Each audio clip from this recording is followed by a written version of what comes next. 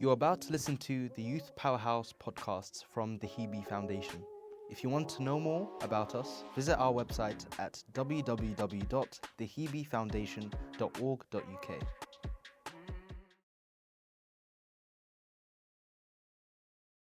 Welcome, citizens. I'm Chavez. I'm Prudence and Vanessa, and we are Stay With Us podcast.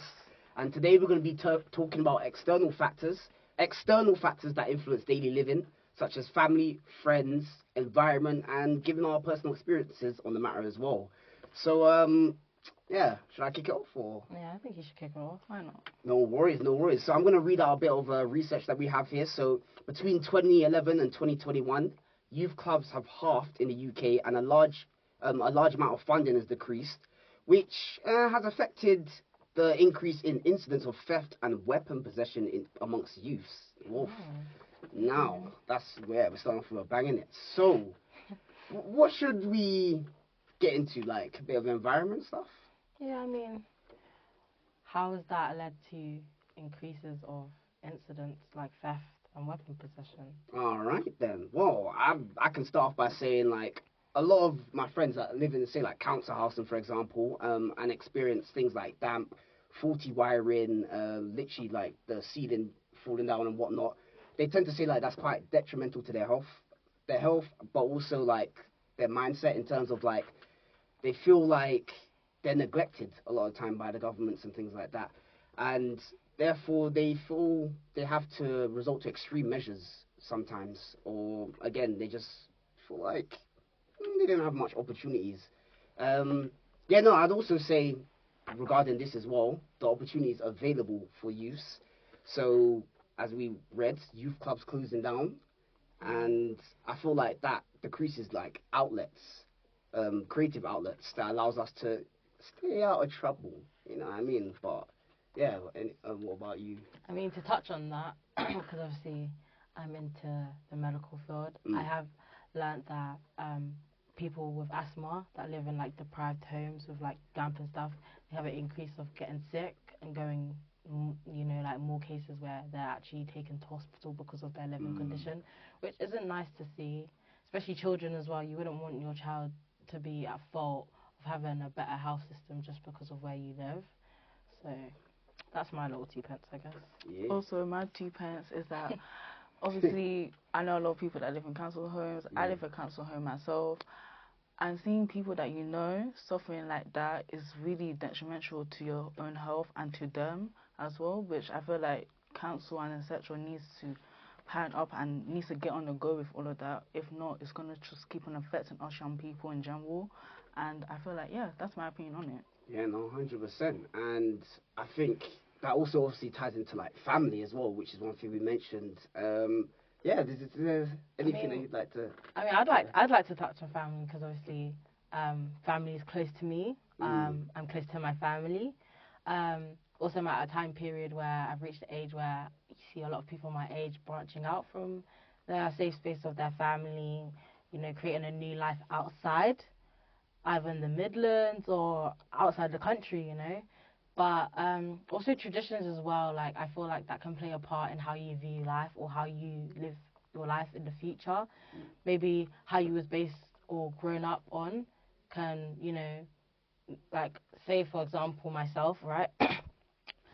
I come from a Nigerian household, so there's this whole process of you get your education first, then you get married after, then children come, and then happy life. But I don't think that is reality. I feel like there's a lot of struggles, and obviously Nigerian people will always tell you there's struggles in life, but I feel like they make it seem like it's very easy to overcome, which it isn't.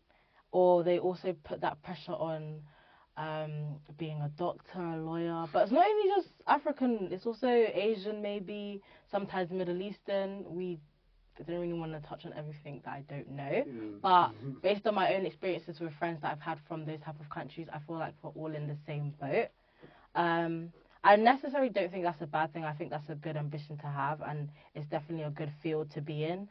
But I do feel like some people feel at pressure just because being in those families, they feel like this is what they have to achieve. And if they aren't, then they might feel like they're not accepted within that society. And I feel like that's not the case. Hence why I love living in United Kingdom because there's a lot of traditions and diversity here, which is good to see. You know, you have mosques, you have churches, you have synagogues as well. So I feel like that also creates a safe space for learning about other people's traditions, which is also good to connect and also learn a bits about each other's religions, families, and sometimes you can incorporate it into your own lifestyle, which is good. It creates you to be an independent person, you know, open-minded as well. No, 100. You're dropping gems, though. Dropping gems for real. But yeah, so I think we spoke about family quite a lot. Like friends. You know touch on friends. Why not? Obviously, some people may know I'm 16. I just started sixth form so far, 2 months into it, nearly 3 months soon. It's hectic. I'm not even gonna lie to you. It's hectic. The amount of things that you have to juggle on, you have to do work experience, you have to do this, you have to do X, Y, Z. It's a lot to take in. And I feel like with that also comes friends, and you have to have a good circle of friends. If not, you're gonna fall back. You are gonna fall back. Back in year 10 to year 11, I had the experience where with my friend group, it was just everywhere. It's just like up and down. We were dropping friends, we were picking up friends. It was just hectic. Then year 11, I told myself, it's year 11, GCSEs, I need to pan up, I need to get my grades. Thankfully, one best grade that I got, 7 in art, I'm happy with that. Congrats. Come on now. And yeah, I feel like with friends and etc., if you don't have the good amount of friends, or if you have a lot of friends but they're fake, you're not gonna work on yourself. You're gonna be thinking, oh, what's my friend thinking about me, or blah blah blah blah blah, which you shouldn't be focusing on. You should be focusing on yourself, and that's it. Because you're living your life, they're not living your life, you're not living their life.